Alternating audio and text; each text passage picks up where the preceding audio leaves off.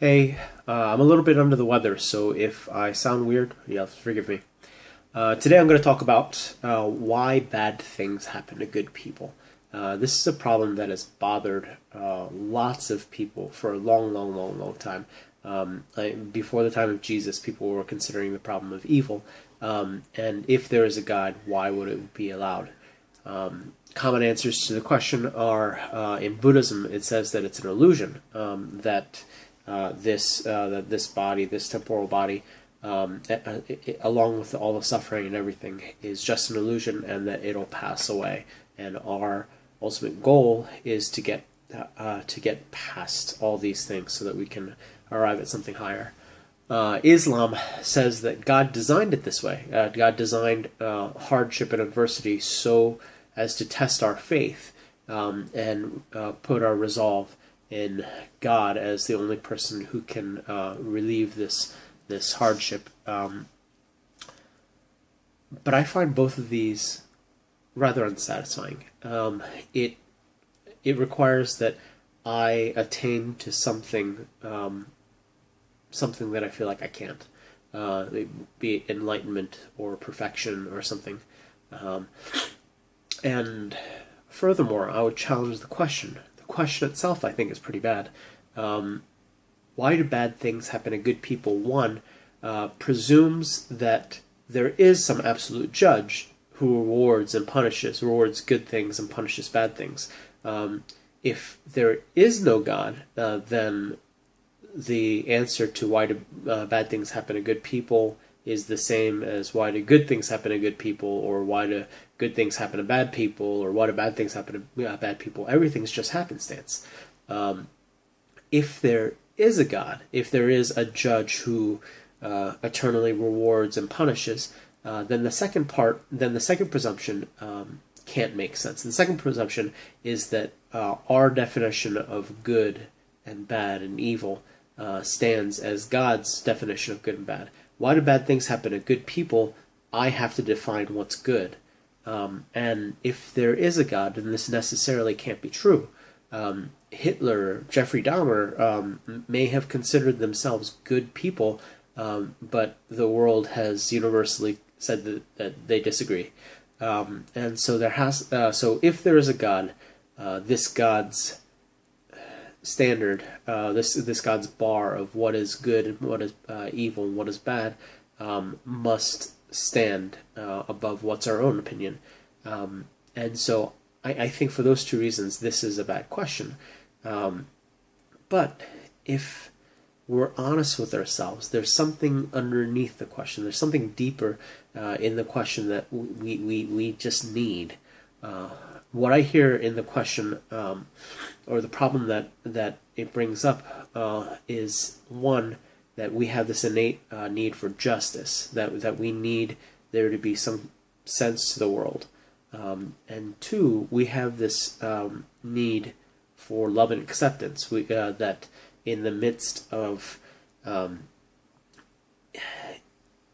some standard existing and some judge ruling, we have this need to be acceptable. And so those are the two things that I hear underneath the question. I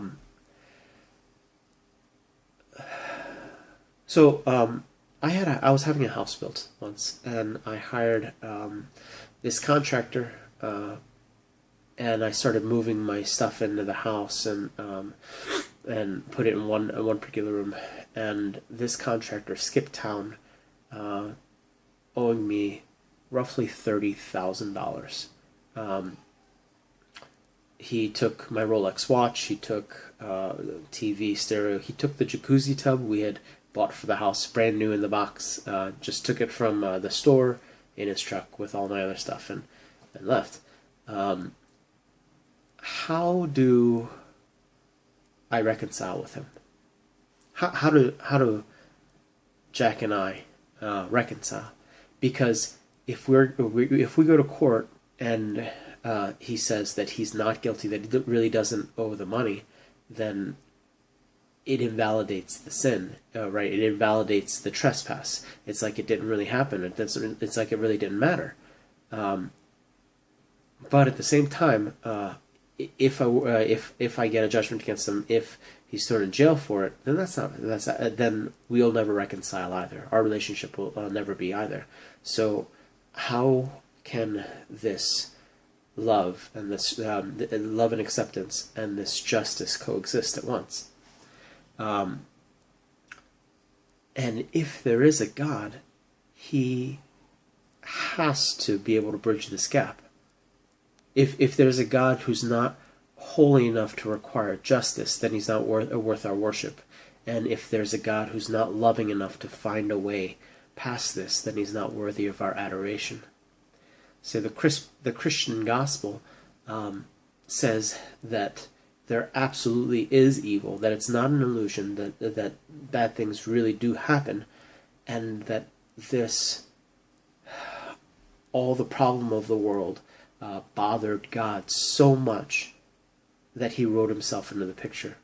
That it bothered so much that he spared himself no expense to be able to remedy the problem. The Christian answer to justice is that God is so holy that nothing less than death solves the judgment, that solves the problem of evil and sin.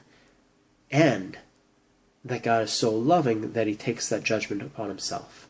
That Christ came fully God, clothed in man, to be that atoning sacrifice, to be that way back to the Father. So now, though we stand before the courtroom absolutely guilty, and absolutely having not having any ground to stand on for being evil, that Christ stands on our behalf and says, yes, he's absolutely guilty, but here's proof of payment, that the judgment has absolutely been satisfied, that death has been paid for this transgression, and that it would be unjust to require two payments for the same judgment. If you have any other questions, you can post them on the Facebook site, and we'll see you next month.